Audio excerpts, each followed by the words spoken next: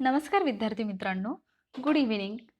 आपण ज्या वाटेवरून चालत असतो ना, ती वाट आपल्यालाच चालायची असते. प्रत्येकाला स्वतःचा रस्ता स्वतःच पार करायचा असतो. मात्र जर त्या रस्त्यावरती आपल्यासोबत कोणीतरी असेल, जे आपल्यासोबत गप्पा मारत असेल किंवा आपल्या अडचणीला धावून येत असेल, जेव्हा आपल्याला गरज असेल त्यावेळेला आपल्याला एक मदतीचा हात देत असेल, तर अतिशय कठीण असणारी वाटसुद्धा आपल्याला सोपी वाटायला लागते. आणि असंच तुमच्या आयुष्याच्या वाटेवरती तुमचा सहसाथी म्हणून तुमच्या ध्येयाच्या मार्गाकडे जाताना ज्या वाटेवरून तुम्ही जात आहात, त्या वाटेवरती तुमचा एक सोबती म्हणून, तुमचा एक मार्गदर्शक म्हणून तुमच्यासोबत असणाऱ्या ऑफिसर्स ऑनलाईन अकॅडमीमध्ये मी सुप्रिया आपणा सर्वांचं मनःपूर्वक स्वागत करते.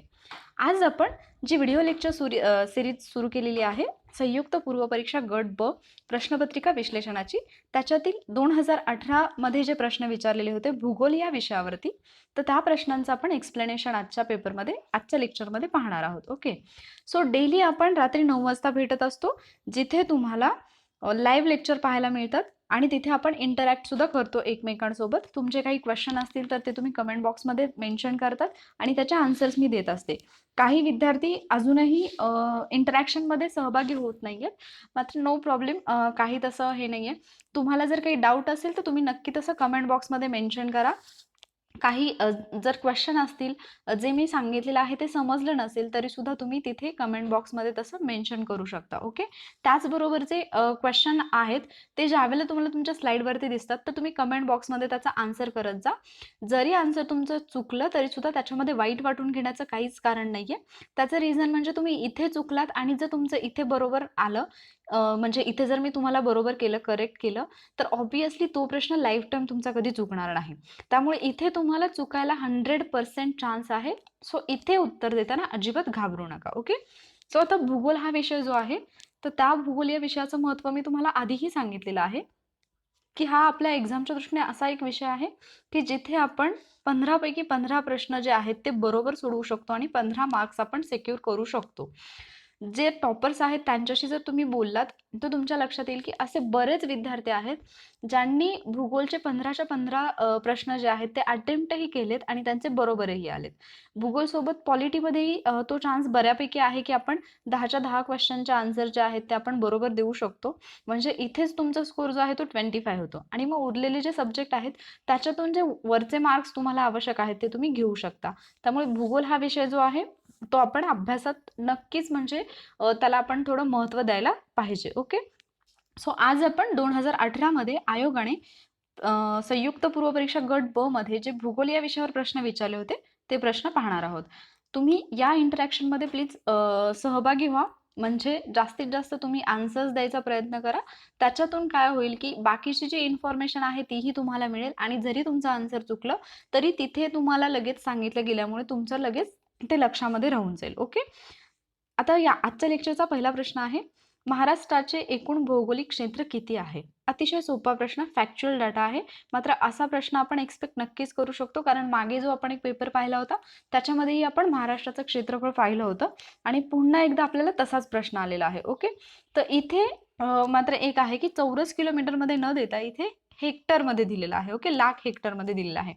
पण जरी तुम्हाला जर महाराष्ट्राचं क्षेत्रफळ माहीत असेल, जे की 3,07,713 आहे, म्हणजे तुम्ही नंबर लक्षात ठेवायचा असेल 307,713 असं लक्षात ठेवा. मी असंच लक्षात ठेवले. तर 3,07,713 जे आहे तर तुम्ही ते हेक्टरमध्ये कन्वर्ट वगैरे करत बसणं या सगळ्या गोष्टी जरी नसत्या केल्या तरी सुद्धा तुमच्या लक्षात आलं असतं की इथे हा नंबर बऱ्यापैकी सेम दिसतोय. ओके. तर हे पर्याय क्रमांक 3 आहे या प्रश्नाचं बरोबर उत्तर. काही विद्यार्थ्यांनी इथे लाख हेक्टरमध्ये दिले त्यामुळे कदाचित काहींचं कन्फ्युजन झालं असेल. मात्र काही स्टुडंटचं असंही झालं असेल की त्यांनी हेच नोटीस नसेल केले की इथे लाख हेक्टरमध्ये दिले. ओके. काही विद्यार्थ्यांनी जस्ट 307 म्हणजे ज्यांचा अभ्यास आहे आणि त्यांना माहिती आहे की 307 हा नंबर सुरुवातीला येतो, तर त्यांनी बाकीच्या गोष्टी न पाहता 3 नंबरचं आन्सर जे आहे ते टिक केलेलं असेल. ओके. सो जो आपला महाराष्ट्र आहे तर त्याच्याबद्दलच्या काही बेसिक गोष्टी आपल्याला माहीत असणं आवश्यकच आहे. ते म्हणजे महाराष्ट्राचं क्षेत्रफळ, महाराष्ट्राचा क्षेत्रफळाच्या दृष्टीने भारतामध्ये कितवा क्रमांक लागतो हे लगेच कमेंट बॉक्समध्ये मेन्शन करा की कितवा क्रमांक लागतो. ही गोष्ट मी का नाही सांगत आहे, कारण हे अगदी बेसिक गोष्टी आहेत. जर तुम्ही महाराष्ट्रामध्ये राहतात तर एवढ्या गोष्टी तर तुम्हाला माहीत असायला पाहिजेत, कारण तुम्ही MPSCचा स्टडी करत आहात, तुम्ही एक ऑफिसर बनणार आहात. ओके. त्यामुळे या गोष्टी तुम्हाला माहिती पाहिजेत. तर महाराष्ट्राची लोकसंख्या किती आहे? तर 11,23,74,333 हा प्रश्नही आपण ऑलरेडी पाहिलेला होता. मग असे जे प्रश्न असतात, तर हा जो फॅक्च्युअल डाटा असतो हा एकदाच करायचा असतो आणि तो एकदा केला की तुमचा परफेक्ट होऊन जातो. ओके. त्यानंतर आपण एका प्रश्नामध्ये महाराष्ट्राची पूर्व, पश्चिम आणि उत्तर दक्षिण लांबी सुद्धा पाहिलेली होती. त्याचबरोबर महाराष्ट्राला किती किलोमीटरचा समुद्रकिनारा लाभलेला आहे हे पाहिलेलं होतं. महाराष्ट्रामध्ये किती प्रशासकीय विभाग आहेत ते सुद्धा पाहिलेलं होतं, जे की तुम्हाला या मॅपमध्ये पण दिसत असेल की 6 प्रशासकीय विभाग आहेत. मग आता या 6 प्रशासकीय विभागांमध्ये कोणत्या विभागामध्ये किती तालुके आहेत हे सुद्धा तुम्हाला माहीत असणं आवश्यक आहे. कोणत्या विभागात कोणता तालुका येतो हेही जिल्हा येतो, तर हेही तुम्हाला माहीत असणं अपेक्षित आहे. ओके. सो या सगळ्या गोष्टी आहेत त्या तुम्ही जॉग्रफीमध्ये करायच्या आहेत. तर महाराष्ट्राचं म्हणजे जे प्राकृतिक रचना आहे किंवा आपण एक प्रशासकीय भाग म्हणू शकतो की प्रशासकीय जे भाग आहेत त्याच्यामध्ये कोणते जिल्हे येतात, किती जिल्हे येतात आणि त्या जिल्ह्यांमध्ये म्हणजे जे 36 जिल्हे आहेत त्याच्यामध्ये कोणत्या जिल्ह्यामध्ये किती तालुके आहेत, याचं एक लेक्चर मी वॉरियर ऑफिसरला अपलोड करणार आहे. सो ते तुम्ही तिथून पाहू शकता. पुढचा प्रश्न आहे, कोकण रेल्वेमुळे मुंबई ते कोचीन दरम्यानचे अंतर किती किलोमीटरने कमी झाले आहे? आता हा जो प्रश्न आहे याचं बरोबर उत्तर आहे 513 किलोमीटरने कमी झालेला आहे. आता ते कसं काय, तर मुंबई आणि कोकण रेल्वे जी आहे ती का महत्त्वाची आहे, तर ज्यावेळेला एखादी नवीन काय म्हणतो आपण वाहतूक व्यवस्था ज्यावेळेला येते, म्हणजे उदाहरणार्थ मी तुम्हाला सांगते की समृद्धी महामार्ग, एखादा नवीन महामार्ग येतो किंवा एखादी नवीन रेल्वे येते किंवा एखादी आपण जे हवाई सेवा म्हणतो ती येते, तर ती करंट अफेअर्समध्ये चर्चेत असते आणि मग त्याच्यामुळे काय होतं की बऱ्यापैकी डिस्टन्स जे असतं ते कमी झालेलं असतं. म्हणजे समृद्धी महामार्गाचा जर विचार केला तर मुंबई ते नागपूर हे अंतर केवळ 8 तासामध्ये पार करता येणार आहे. 701 किलोमीटरचा तो महामार्ग आहे. तर मग असा प्रश्न आयोग आपल्याला विचारू शकतो. ओके. जे मी वॉरियर ऑफिसरला करंट अफेअर्सचं लेक्चर अपलोड केले त्याच्यामध्ये आपण समृद्धी महामार्गाबद्दलचं पाहिलेलं आहे. सो तुम्ही ते लेक्चर पाहू शकता. तर मग असे प्रश्न येऊ शकतात. म्हणजे जो समृद्धी महामार्गाचा प्रश्न मी तिथे घेतला त्याचं रिझनच हे आहे की आत्तापर्यंत आयोगाने जे प्रश्न विचारलेले आहेत तर त्याच बेसिसवरती आयोग आपल्याला पुढचे प्रश्न विचारत असतो. आपल्याला एक आयडिया येते की हे नक्की आपल्याला कसं अभ्यासायचं आहे. सो या प्रश्नाचं बरोबर उत्तर जे आहे ते पर्याय क्रमांक 1, 513 किलोमीटरनी हे अंतर जे आहे ते कमी झालेलं आहे. त्यानंतर पुढचा प्रश्न आहे, खालीलपैकी कोणती नदी गोदावरी खोऱ्याचा भाग नाही? हा प्रश्न पण खूप सोपा होता. जर तुम्ही वॉरियर ऑफिसरवरचे लेक्चर जर कंटिन्यू करत असाल तर हा प्रश्न तर डोळे झाकून तुम्ही याचा आन्सर देऊ शकता. तर इथे आपल्याला विचारलंय गोदावरी खोऱ्याचा भाग नाही.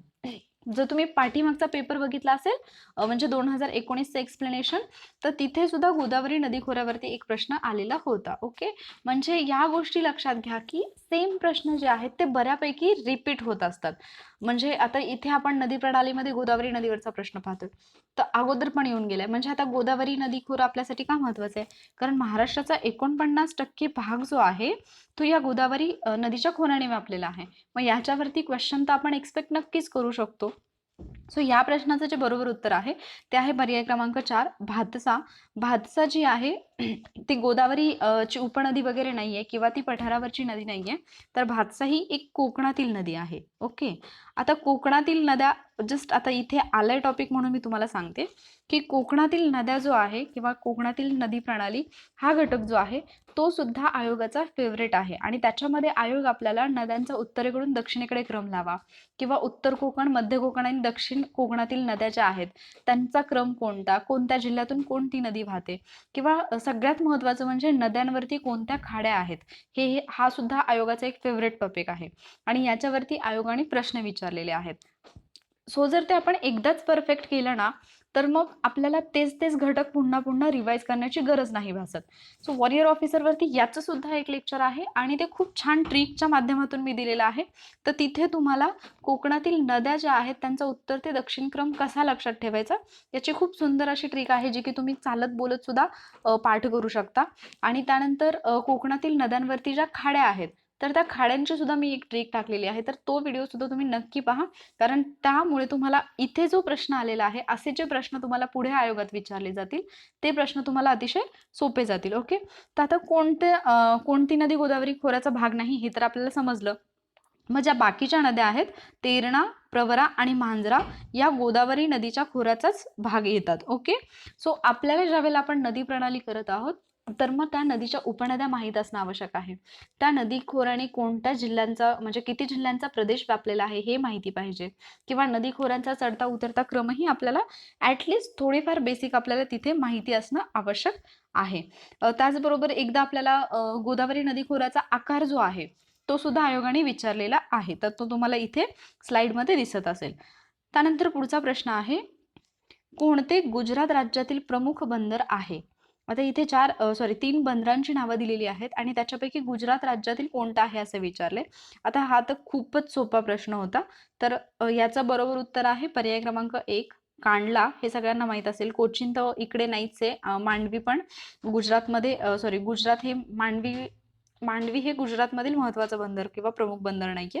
तर ह्याचं उत्तर काय आहे? कांडला. कांडला आपल्याला आणखी एका दृष्टीने लक्षात ठेवायचं आहे, ते म्हणजे भारतातलं जे पहिलं EPZ होतं, म्हणजे इकॉनॉमिक प्रोसेस झोन. तर हे जे होतं म्हणजे आर्थिक निर्यात प्रक्रिया क्षेत्र, इकॉनॉमिक नाही आहे ते, एक्सपोर्ट आहे.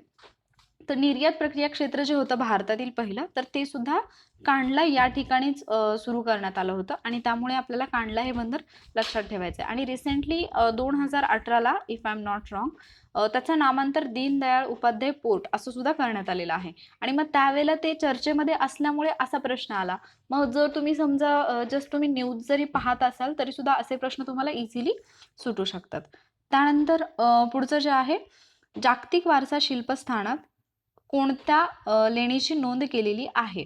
म्हणजे जे जागतिक वारसा यादी प्रसिद्ध केली जाते, तर त्याच्यामध्ये खालीलपैकी कोणत्या लेण्यांची नोंद झालेली आहे असं आपल्याला विचारले. पर्याय क्रमांक 1 आहे अजिंठा लेणी, 2 कार्ले लेणी, 3 पितळखोरा आणि 4 बेडसा. तर या प्रश्नाचं बरोबर उत्तर जे आहे ते आहे पर्याय क्रमांक 1 अजिंठा लेणी. हे सगळ्यांना माहीत असेल. आता पहा तुम्ही, जेवढे प्रश्न आपण पाहिलेत जॉग्राफीच्या आतापर्यंत, तर ते खूप सोपे म्हणजे इझी लेवलचे क्वेश्चन होते. इथे मॉडरेट किंवा डिफिकल्ट लेवलचे क्वेश्चन अजिबात नाही आहेत. त्यामुळे जॉग्राफी सारखा विषय म्हणजे आपण त्याचे जर समजा जॉग्राफीमध्ये 15 पैकी तुम्हाला 10 मार्क्स पडत असतील आणि तुम्ही खूप खुश होत असाल की अरे माझे 10 बरोबर येतात, तर ही खुश होण्याची अजिबात गोष्ट नाही. कारण जॉग्राफीमध्ये बऱ्याच विद्यार्थ्यांचे 15 पैकी 15 बरोबर येतात. त्यामुळे इथे तुमचा अप्रोच जो आहे तो मला 15 पैकी 15 मिळालेच पाहिजेत असाच असला पाहिजे. आणि हा विषय इझिली लक्षात राहणारा विषय आहे. त्यामुळे तर तुम्ही इथे अजिबात म्हणजे हे नाही करायचं की नाही चला मी हा टॉपिक नाही वाचत किंवा मी हे सोडून देतो, अजिबात नाही. ही गोष्ट इथे तुम्हाला जर पोस्ट मिळवायची असेल ना, तर ही गोष्ट इथे चालणार नाही. ओके. सो आपण जागतिक वारसा स्थळांची जी यादी वगैरे आहे त्याच्याबद्दल थोडीशी माहिती पाहूयात. चा विचार केला तर त्यावेळेला जगामध्ये एकूण 167 देशांमध्ये एकूण 1121 एवढी वारसा स्थळं आपल्याला आढळून येतात. 1121 एवढी वारसा स्थळं आपल्याला जगामध्ये आढळून येतात आणि त्यापैकी 213 नैसर्गिक आहेत, 869 सांस्कृतिक आहेत आणि 39 जी आहेत ती मिश्र स्वरूपाची आहेत. आता ही स्थानं जी आहेत ती वेगवेगळ्या भौगोलिक गटांमध्ये विभागली गेलीत. तो जास्त काही आपल्या अभ्यासाचा पार्ट नाही, कंबाईनच्या दृष्टीने तरी नाही. जर तुम्ही राज्यसेवेची तयारी करत असाल तर त्यासाठी ते आवश्यक आहे. मला सर्वात जास्त वारसा स्थळं कोणत्या देशामध्ये आहेत? प्रथम क्रमांकाचा देश, दुसऱ्या क्रमांकाचा देश, असे प्रश्न सुद्धा आयोगाने विचारलेले आहेत. तर ते तुम्हाला स्क्रीनवरती दिसत असेल की चीन आणि इटलीमध्ये प्रत्येकी 55 वारसा स्थळं जी आहेत ती आहेत. भारतामध्ये किती आहेत सध्या? तर भारतामध्ये 38 जागतिक वारसा स्थळं आहेत. आता या 38चं जे बायफर्गेशन आहे किंवा ती कशा पद्धतीने विभागली गेलेली आहेत हे आपल्यासाठी आवश्यक आहे, कारण असा प्रश्न आपल्याला येऊ शकतो. 38 मध्ये जी 30 आहेत ती सांस्कृतिक स्थळं आहेत, 7 नैसर्गिक आहेत आणि 1 जे आहे ते मिश्रमध्ये येतं. ओके. सो सर्वाधिक जागतिक वारसा स्थळांचा जो आपण क्रम पाहतो त्याच्यामध्ये चीन आणि इटली जर आपण पाहिलं तर प्रत्येकी 55 आणि ती पहिल्या क्रमांकाला आहेत. तर भारत 38 स्थळांसह 6व्या क्रमांकावरती आहे. ओके. जुलै 2019च्या आकडेवारीनुसार मी हे तुम्हाला सांगत आहे. रिसेंटली तरी अजून कुठे काही ॲड नाही झालेलं. जर ते ॲड वगैरे झालं म्हणजे जयपूर हे एक शहर आहे की ज्याला जागतिक वारसा स्थळाचा दर्जा देण्यात आला, शहराचा दर्जा देण्यात आला. मग जयपूर हे भारतातील दुसरं असं शहर आहे की ज्याला जागतिक वारसाचा दर्जा देण्यात आलेला आहे. तर मग पहिलं शहर कोणतं भारतातील ते तुम्ही कमेंट बॉक्समध्ये जर तुम्हाला माहीत असेल तर मेन्शन करा. जर माहीत नसेल तर वॉरियर ऑफिसरवरती जे लेक्चर मी घेतलेलं आहे त्याच्यामध्येही आपण हा प्रश्न कव्हर केलेला आहे. ओके. त्यानंतर आपण पुढचा प्रश्न पाहूयात. खालीलपैकी कोणत्या राज्यात तलाव सिंचन जास्त आहे? आता इथे राज्याबद्दल विचारलं म्हणजे इथे आपल्याला प्रश्न जो आलेला आहे तो भारताच्या भूगोलावरती आलेला आहे. महाराष्ट्राच्या दृष्टीने नाही, तर हा आपल्याला भारताच्या दृष्टीने आलेला प्रश्न आहे. आपल्याला काय वाटू शकतं जनरली, की ज्यावेळेला असा राज्यांवरती प्रश्न येतो, म्हणजे परवा इकॉनॉमीचं ज्यावेळेला आपण सेशन घेतलं तर त्याच्यामध्ये एक प्रश्न होता आणि म्हणजे बँकांचं जे ठेवी आहेत त्याच्या बाबतीत एक प्रश्न होता. तर मग तिथे आपण सरळ ढगात गोळी मारतो की चला महाराष्ट्र, कारण आपण महाराष्ट्रात राहतो, माझा महाराष्ट्र, ओके. त्यामुळे आपण महाराष्ट्र लिहितो. पण इथे तलाव सिंचनाचा जर विचार केला तर तलाव सिंचनाच्या बाबतीत महाराष्ट्राचा नाहीये, तर भारतामध्ये प्रथम क्रमांक जो आहे तो आंध्र प्रदेश या राज्याचा लागतो. ओके. त्याचबरोबर तुम्ही इथे आणखी काय लक्षात ठेवण्याची आवश्यकता आहे, तर महाराष्ट्रामध्ये तलाव सिंचन जास्त कुठे आहे, म्हणजे महाराष्ट्रातील कोणता जिल्हा आहे जो तलावांचा जिल्हा म्हणून ओळखला जातो, असा एक प्रश्न अगदी हा पोलीस भरती टाईपचा क्वेश्चन आपल्याला वाटू शकतो. पण तुम्ही जर इथे प्रश्न पाहिले जिओग्राफीचे, तर म्हणजे ऑलमोस्ट सगळे क्वेश्चन हे वन लाईनर आहेत. ओके, म्हणजे आतापर्यंत तरी आपण बघितलेले वन लाईनर क्वेश्चन पाहिलेत. सो असा प्रश्न आपल्याला बनू शकतो. याच्या बाबतीत आपण म्हणजे अजिबात असं नाही अरे नाही असा प्रश्न येत नाही म्हणून तो वाचायचा नाही असं करू नका. तर तलावांचा जिल्हा कोणता हे कमेंट बॉक्समध्ये पटकन लिहा. आणि कोणत्या राज्यामध्ये तलाव सिंचन जास्त आहे, तर ते आंध्र प्रदेशमध्ये, हे लक्षात ठेवा. महाराष्ट्राच्या दृष्टीने विहिरी सर्वात जास्त कुठे आहेत, त्यानंतर तलाव तर आत्ताच मी तुम्हाला सांगितलं. त्याचबरोबर ठिबक सिंचन कोणकोणत्या जिल्ह्यांमध्ये आढळतं, तुषार सिंचन कोणकोणत्या जिल्ह्यांमध्ये आढळतं, त्याची सुद्धा एक छानशा ट्रिकचं लेक्चर. इथे सगळं जर एक्सप्लेन करत बसले ना तर आपलं लेक्चर 1 तासापर्यंत एक्सटेंड होतं. आणि जनरली काय होतं की अर्धा तासापर्यंत बऱ्यापैकी स्टुडंट जे असतात ते ऑनलाईन असतात, ते लेक्चर पाहतात आणि अर्ध्यातून काही स्टुडंट मग नंतर निघून जायला सुरुवात होते. सो त्यापेक्षा आपण शॉर्ट बट स्वीट असं लेक्चर घेण्यासाठी मग त्या सगळ्या गोष्टी मी इथे तुम्हाला सांगत नाहीये, पण ॲटलिस्ट जेवढं मी सांगते ते व्यवस्थित लक्षात ठेवा. त्यानंतर पुढचा प्रश्न आहे, गोमित, पारधी, भिल्ल या अनुसूचित जमाती खालीलपैकी प्रामुख्याने कोणत्या जिल्ह्यात आढळतात? तर आता या प्रश्नाचं जे बरोबर उत्तर आहे ते आहे पर्याय क्रमांक 3, धुळे या जिल्ह्यामध्ये या जाती आढळतात. आता परत आदिवासींच्या बाबतीत सुद्धा प्रश्न येऊ शकतो. आपण परवा एक केळकर समितीचा अहवाल पाहिला होता, तर त्याच्यामध्येही आपल्याला प्रश्न विचारला होता की कोणत्या आदिवासी गटांना त्यांनी म्हणजे विशेष गटामध्ये टाकलेलं आहे, तर ती सुद्धा 3 जाती आपण पाहिलेल्या होत्या. सेम इथे आपल्याला आता गोमित, पारधी आणि भिल्ल या अनुसूचित जमाती म्हणजे एसटीच्या संदर्भात हा प्रश्न विचारला की त्या कोणत्या जिल्ह्यामध्ये आढळतात, तर धुळे. त्यानंतर ठाण्यामध्ये जर आपण पाहिलं तर वारली, कातकरी, कोळी महादेव ह्या ज्या जाती आहेत म्हणजे महादेव कोळी वगैरे, तर या आदिवासी जमाती आपल्याला ठाण्यामध्ये आढळतात. त्यानंतर आंध, धनवार आणि पारधी या बुलढाणामध्ये आढळतात. तर गोंड, कोरकू, आंध या अकोलामध्ये आढळतात. ओके. त्याचबरोबर ठाण्याच्या दृष्टीने आपण जे आता वारली पाहिलं, तर वारलीच्या बाबतीत आपल्याला एक गोष्ट कुठली लक्षात ठेवायची आहे, तर वारली चित्रकला जी होती त्या वारली चित्रकलेला म्हणजे खूप अगदी जागतिक पातळीवरती नेणारी एक व्यक्ती म्हणजे जीवा सोमा म्हशे. तर त्यांचं रिसेंटली म्हणजे 2018 मध्ये निधन झालं होतं, तर त्यांच्यावरचा क्वेश्चन एक आपण एक्सपेक्ट करू शकतो. आणि त्या दृष्टीने आपण वारली कलेवरचा क्वेश्चन सुद्धा एक्सपेक्ट करू शकतो की आयोगाकडून येईल म्हणून. ओके. त्यानंतर पुढचा प्रश्न आहे, 2011च्या जनगणनेनुसार अनुसूचित जातीची लोकसंख्या महाराष्ट्रात कोणत्या जिल्ह्यात सर्वाधिक आढळते? आता हा पण प्रश्न एक असाच आहे की जिथे आपण म्हणजे एवढं डीपमध्ये लोकसंख्या करण्याची आवश्यकता आहे का, असं एक क्वेश्चन मार्क आपल्या समोर येतं. आणि मग आपल्याला वाटतं की असं कसं काय मॅम, तुम्ही म्हणता की जिओग्राफीमध्ये 15 पैकी 15 मार्क्स मिळतील, पण लोकसंख्या हा घटक असा आहे की तो लक्षातच नाही राहत आमच्या. आम्ही कितीही वाचलं, कितीही आकडेवारी पाठ केली तरी ठराविक आकडे लक्षात राहतात आणि बाकीचे मग लक्षातच नाही राहत. मग काय करायचं? त्याच्यासाठी सुद्धा मॅमकडे ऑप्शन आहे. मॅमकडे खूप छान छान सोल्युशन्स आहेत. कारण तुम्ही जर वॉरियर मेथडने अभ्यास केला तर तिथे तुम्हाला या सगळ्या प्रश्नांची उत्तरं मिळतात. कारण लोकसंख्येचा अभ्यास करताना आपल्याला सगळीच्या सगळी लोकसंख्या करायची नसते. लोकसंख्येवरती का, कसे आणि कुठून प्रश्न विचारले जातात याच्यावरतीही एक सेशन मी लवकरच तुमच्यासाठी घेऊन येणार आहे. आणि तो जर तुम्हाला पाहायचा असेल तर पुन्हा एकदा, म्हणजे मला ॲक्च्युली इथे काही प्रमोट वगैरे करायचं नाही आहे माझं चॅनल, पण हे सगळं या लेक्चरमध्ये सांगणं पॉसिबल नाही म्हणून सांगते की तुम्ही वॉच ऑफिसरला सबस्क्राईब करा, तिथे तुम्हाला ते मिळून जाईल. ओके. तर आपण जर एस टीचं जर बघितलं आत्ता सध्या 2011च्या जनगणनेनुसार, एस सीबद्दल आपल्याला विचारले, तर यांची जी सर्वात जास्त लोकसंख्या आहे ती आपल्याला आढळते पुणे या जिल्ह्यामध्ये. ओके. म्हणजे 2011च्या जनगणनेनुसार पुण्यामध्ये आपल्याला एस सीचं पॉप्युलेशन जास्त आढळतं. मग पहिले 5 जिल्हे कोणते आहेत? पहिला आहे पुणे, त्यानंतर नागपूर, त्यानंतर सोलापूर, त्यानंतर ठाणे आणि नांदेड. आणि शेवटचे 5 जर पाहिले आपण तर नंदुरबार, सिंधुदुर्ग, रत्नागिरी, पालघर आणि गडचिरोली. ओके. सो ॲटलिस्ट पहिले 2 ते 3 तरी आपल्याला माहीत असणं अपेक्षित आहे. सगळीकडे तर पहिले 5 दिलेले असतात, पण पहिले 5 आपल्याला लक्षात ठेवताना काही ठराविकच घटक असतात. म्हणजे सर्वाधिक लोकसंख्या कुठे आहे, सर्वात कमी कुठे आहे, लिंग गुणोत्तर असेल तर त्याच्या बाबतीत, SC STचं जे पॉप्युलेशन आहे तर याच्या बाबतीमध्ये पहिले 5 वगैरे क्रम लावा वगैरे असा काही एवढा डीपमध्ये क्वेश्चन नाही येणार. ॲटलिस्ट प्रीला तरी नाही, मेन्सला येऊ शकतो, कारण मेन्सला लोकसंख्या हा घटक जो आहे तर तो अगदी डीपमध्ये आपल्याला विचारला जाऊ शकतो. त्यानंतर पुढचा प्रश्न आहे, महाराष्ट्राचा प्रमुख जलविभाजक कोणता? आता पहिल्यांदा तर जलविभाजक म्हणजे काय हे समजून घ्या. ओके. जलविभाजक म्हणजे काय, तर ज्या वेळेला आपण समजा एखादा असा डोंगर टाईप काहीतरी आहे किंवा असं कुठेतरी तुम्ही चढ निर्माण केलाय आणि जर तुम्ही इथे पाणी ओतलं तर ते पाणी काय होईल, या बाजूला काही वाहत जाईल आणि या बाजूला काही वाहत जाईल. असं आहे का की पाणी फक्त एकाच दिशेने वाहत जाईल? नाही. तर ज्यावेळेला नद्यांचा उगम होतो डोंगरावरती तर त्या नद्या सुद्धा काय होतात की काही या बाजूला वाहत जातात आणि काही या बाजूला वाहत जातात आणि त्यामुळे या 2 नद्यांचे जे प्रवाह आहेत ते विभागले जातात. मग याला आपण, हा जो डोंगर असतो याला आपण काय म्हणतो, जलविभाजक. आणि महाराष्ट्रामध्ये जर आपण पाहिलं तर नदी प्रणालीमध्ये आपल्याला माहिती आहे की महाराष्ट्रामध्ये आपण कोकणातील नद्या आणि त्यानंतर पठारावरील नद्या असं आपण नद्यांचं जे आहे ते वर्गीकरण करत असतो.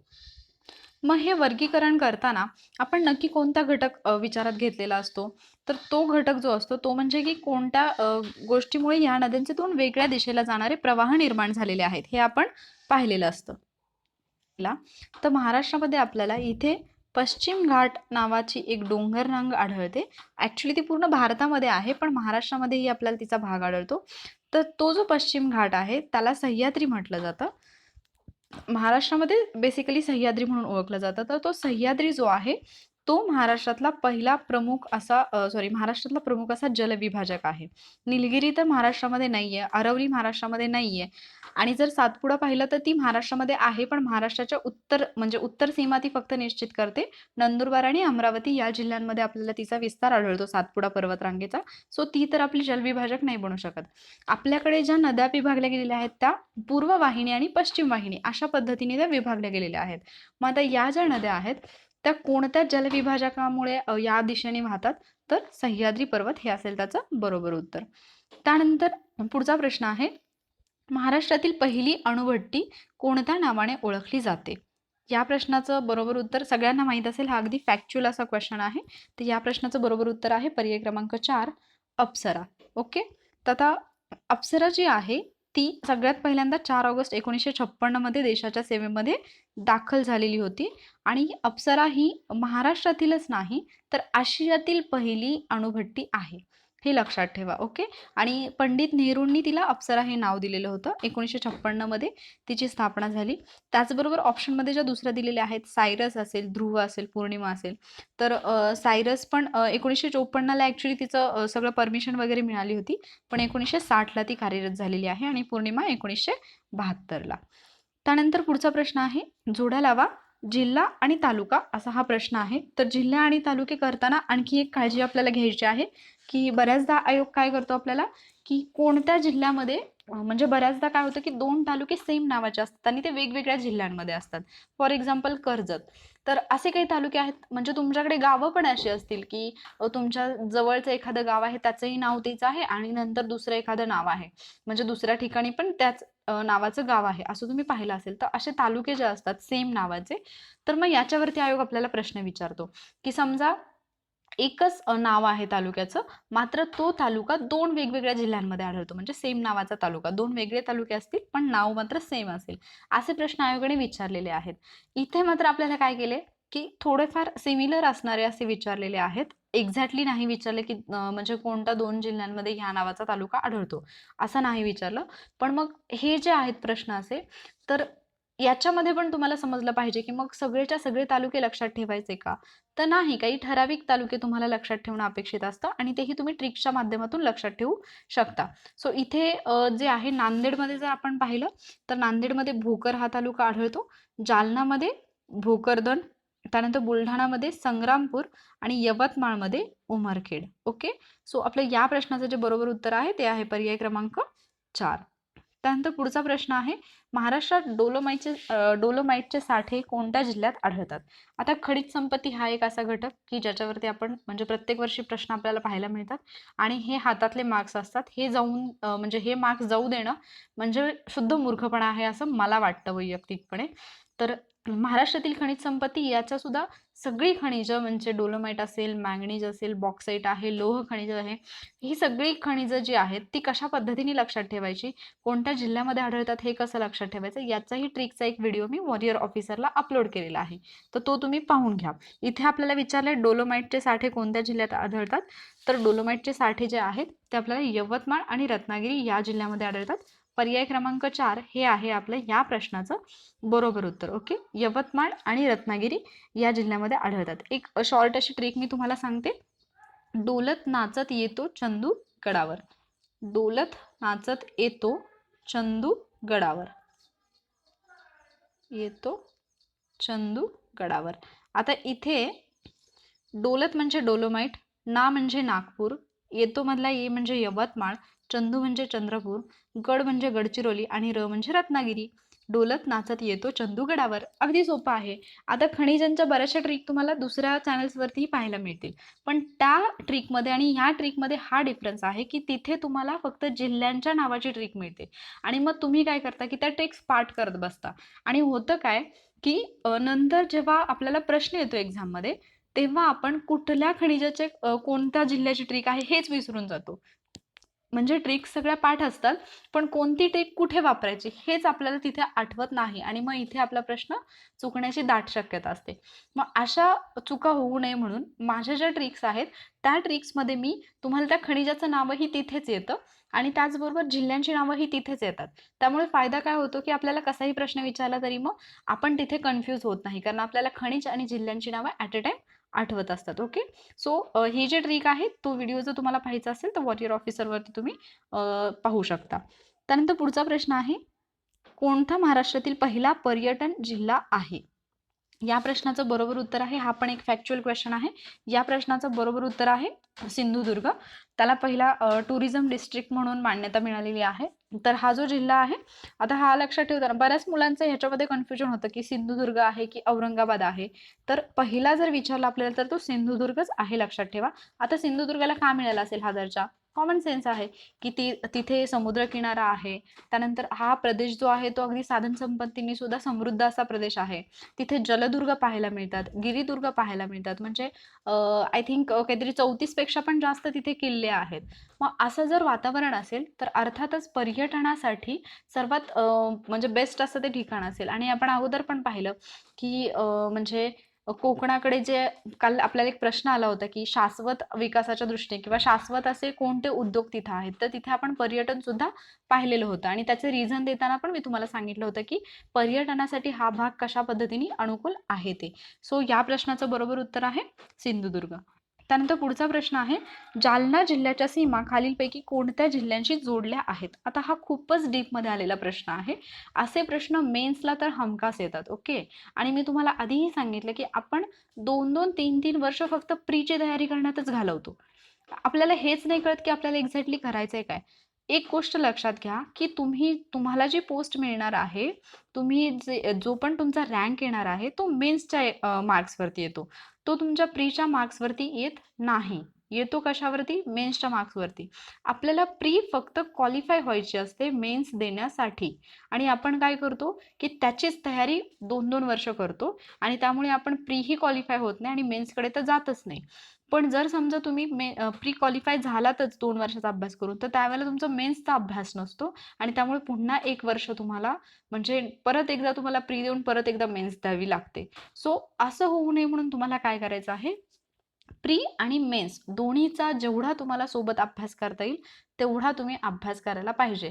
आणि जर तुम्ही आत्ताच सुरुवात केली असेल अभ्यासाला आणि यावर्षी तुम्ही जर या वर्षीचं तुमचं स्वप्न नसेल, पुढच्या वर्षी तुम्हाला जर पोस्ट घ्यायची असेल, मग तर मी तुम्हाला सजेस्ट करेन की तुम्ही अगोदर मेन्सचा अभ्यास सगळा कंप्लीट करा आणि मग तुम्ही प्रीच्या अभ्यासाकडे या.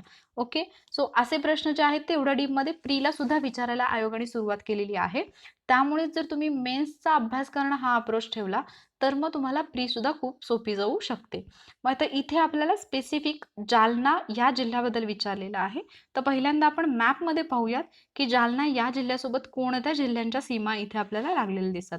पहिल्यांदा तर आपण जालना कुठे आहे ते नोटीस करूया. जालना इथे आहे. मग जर तुम्ही जालन्याला पाहिलं तर औरंगाबादची सीमा लागून आहे, बुलढाणा आहे, त्यानंतर परभणी आहे, बीड आहे. ओके. आता हे ऑप्शनमध्ये आपल्याला कुठे दिलेलं आहे, तर बुलढाणा, परभणी, बीड आणि औरंगाबाद हे जे जिल्हे आहेत ते आपल्याला कुठे दिलेले आहेत, ऑप्शन 1 मध्ये दिलेले आहेत. पण त्याला परत सब ऑप्शन आहेत. इथे आहे फक्त ए बरोबर, फक्त बी बरोबर, फक्त सी बरोबर आणि सर्व चूक. तर या प्रश्नाचं बरोबर उत्तर आहे फक्त ए बरोबर. जर तुम्ही बाकीचे जिल्हे पाहिले तर नांदेड असेल किंवा वाशिम असेल, जळगाव असेल, तर यांच्या जिल्ह्यांच्या सीमा ज्या आहेत त्या जालन्याला लागत नाहीत. अगदी तुम्हाला एक्झॅक्टली जरी आठवत नसेल आणि जरी तुम्हाला मॅप जरी पुसटसा म्हणजे आठवत असेल ना की कुठला जिल्हा कुठे आहे, तरी सुद्धा तुम्ही जालन्याचं जे आहे ते तिथं गेस करू शकत होतात. ओके.